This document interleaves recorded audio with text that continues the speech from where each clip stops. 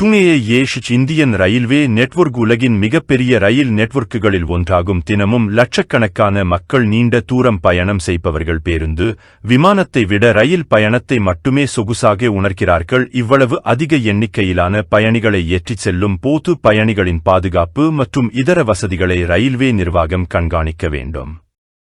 ரயிலில் general coach sleeper 3 2 1 போன்ற பெட்டிகள் உள்ளது. பெரும்பாலும் பணக்காரர்கள் ஏசி பெட்டிகளிலும், நடுத்தர மக்கள் ஜெனரல் ஸ்லீப்பர் கோச்சிலும், ஏழைகள் ஜெனரல் பெட்டியிலும் பயணிப்பார்கள். நமது நிதிநிலைமையை பொறுத்து நம்முடைய கோச் தேர்வு இருக்கும். நம்மில் பலர் ரயில் பயணத்தின் போது கவனித்திருப்போம். ஜெனரல் கோச்சுகள் ரயிலின் முன் மற்றும் பின் பக்கத்தில் இருக்கும். சில சமயங்களில் குறுகிய பயணத்தில் நாம் ரயிலின் கடைசியில் ஓடிப்போய் எறிய அனுபவம் இருந்திருக்கும். எப்போதாவது நீங்கள் யோசித்தது உண்டா?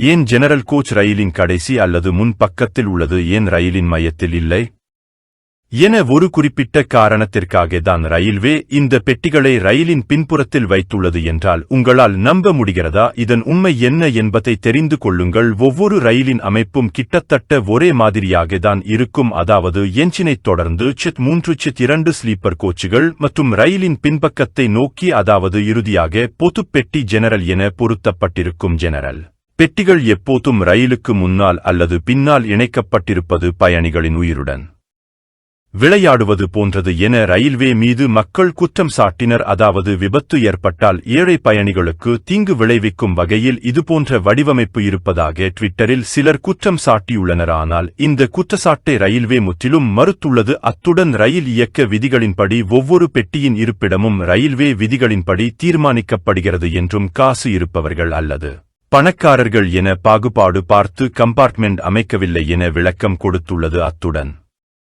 பொதுப் பெட்டிகள் ஏன் ரயில்களின் முடிவில் அல்லது தொடக்கத்தில் அமைக்கப்பட்டுள்ளது என்பதற்கான உண்மையான காரணத்தையும் கூறியுள்ளது. இந்தியன் ரயில்வே தகவலின்படி ஸ்லீப்பர் மற்றும் ஏசி பெட்டிகளை விட ரயிலின் ஜெனரல் கோச்களில் கூட்டம் அதிகமாக இருக்கும். பொதுப் பெட்டிகளில் ஒவ்வொரு நிலையத்திலும் அதிகமான பயணிகள் ஏறி இறங்குவார்கள், எனவே கூட்டம் இருந்து கொண்டே இருக்கும். இந்நிலையில் ரயிலின் நடுப்பகுதியில் ஜெனரல் கோச்சுகளை சேர்த்தால் ரயிலின் நடுப்பகுதியில் அதிக எடை ஏற்பட்டு ரயில் சமநிலையில் இருக்காது. போர்ட்டிங்கிலும் சிக்கல் ஏற்படும்.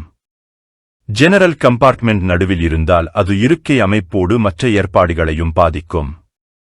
ரயிலின் முன் மற்றும் பின்புறம் பொது பெட்டிகளை வைப்பதன் மூலம் பயணிகள் கூட்டம் சமமாக பிரிக்கப்படுகிறது. திரும்பும் பயணத்தில் இருபுறமும் என்ஜினைச் சேர்ப்பது ரயிலின் சமநிலையை பராமரிப்பதில் பயனுள்ளதாக இருக்கும். ரயில்வே நிபுணர்களின் கூற்றுப்படி ரயிலின் தொடக்கத்திலோ அல்லது முடிவிலோ பொதுப் பெட்டிகளைச் சேர்ப்பது பயணிகளின் பாதுகாப்பை பொறுத்தவரை நன்மை பயக்கும். அது மட்டும் அல்ல, விபத்து, தடம் புரண்டது அல்லது தீ விபத்து போன்ற அவசர காலங்களில் அதிக எண்ணிக்கையிலான பயணிகளைக் கொண்ட இந்த பெட்டிகளில் இருந்து மக்களை விரைவாக வெளியேற்ற முடியும். நல்லா இருக்கும், எல்லாரும் நல்லா இருக்கும். சப்ஸ்கிரைப் பண்ண மறந்துடாதீங்க.